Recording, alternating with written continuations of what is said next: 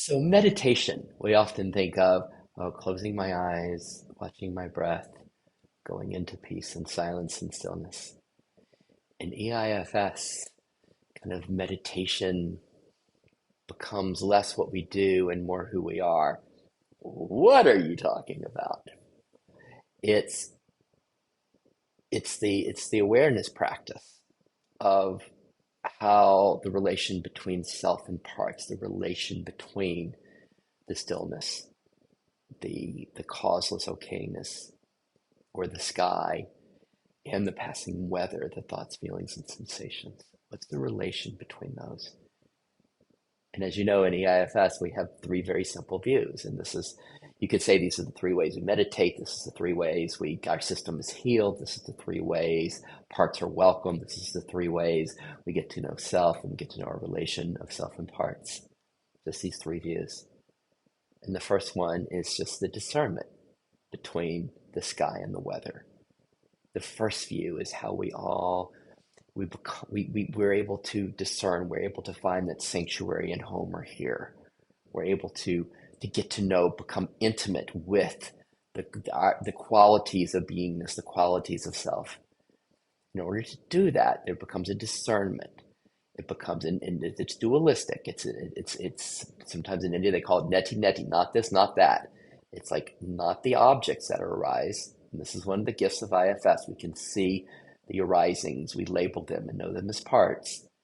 And then it becomes this that is aware of, or what they arise in, which is, if you start with classic IFS, it's like the calm, the connectedness, the compassion, the curiosity, the clarity, the confidence, the courage, the creativity. But then as we go deeper, or as we dive into those, sink into those, we find other qualities, other flavors of this, just like peace, love, unity, flow. And how do we get to know these? The way we get to know these is we call it the riding the bike of being, this first view. It's the discern, it's like riding a bike. Our system kind of learns to rest there more in sync as these qualities. And so that's often what meditation is, what our meditation practices are, the conventional meditation practices, the mindfulness. You go to meditation retreats, they're often that discernment.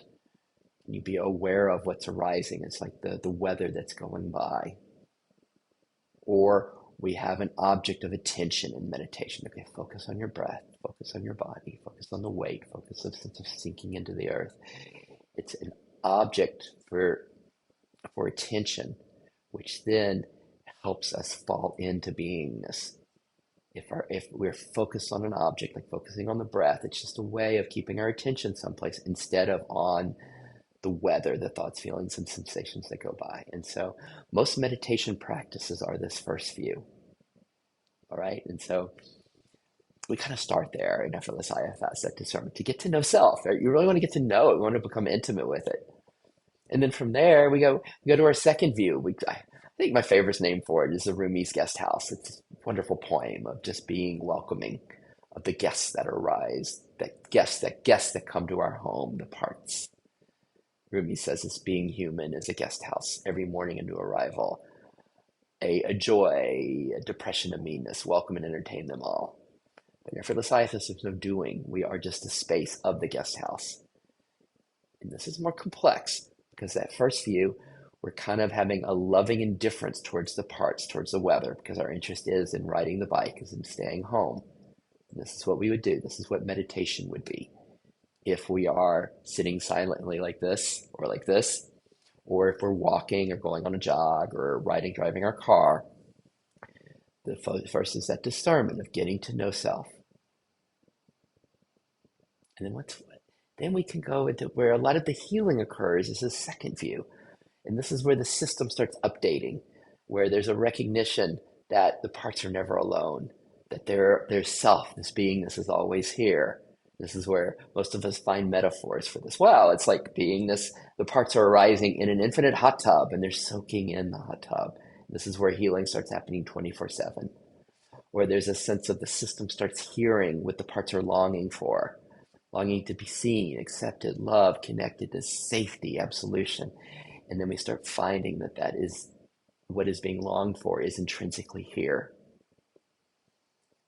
And so the second view, the guest house, the infinite hot tub, whatever metaphor you have, sense of a stage of self, a stage, a theater, and the parts are the actors, the dancers, the sense of a planetarium, and the parts are the cosmos of planets that we can see in one view. And that's just, once our system can update to that, then the meditation is just, there's a simultaneous awareness of the foreground and background. Sometimes we think of it this way: the parts is the foreground, the self is the background, and they just rest in it. And then one thing that's interesting is we get more subtle with that. There's a sense of sometimes it flips, right? As the self becomes more than 51%, usually it's our parts that have our attention and they arise in the self. But then sometimes it flips, where the self becomes the foreground and the parts become the background. When do you know that? How do you know that? What's that like? And then the third view is more like Tai Chi.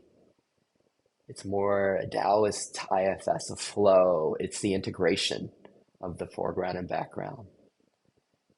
The third view is, instead of, in the first view, we're separating from our parts. Sometimes I play with this like a reclining chair, right? In the first view, we just, let's say the parts of the foreground forward and then the self is back. We just lean back. And then we just, indifferent, the parts come and go, but we're resting as self. The second view is like we're just sitting right up here, and we've got both the background and the foreground, and there's a sense of welcoming. It's the guest house. Everything is being welcomed here. The third view is this integration.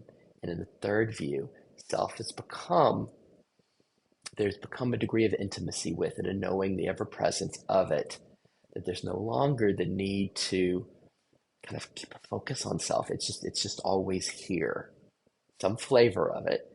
And then the third view, there's just an intimacy with the parts. There's a leaning forward into the parts. It's so much so where the separation starts to dissolve, disappear, of like the parts are separate from self. Now we've leaned into them. And so the parts become an expression of this beingness. Like it all blends together.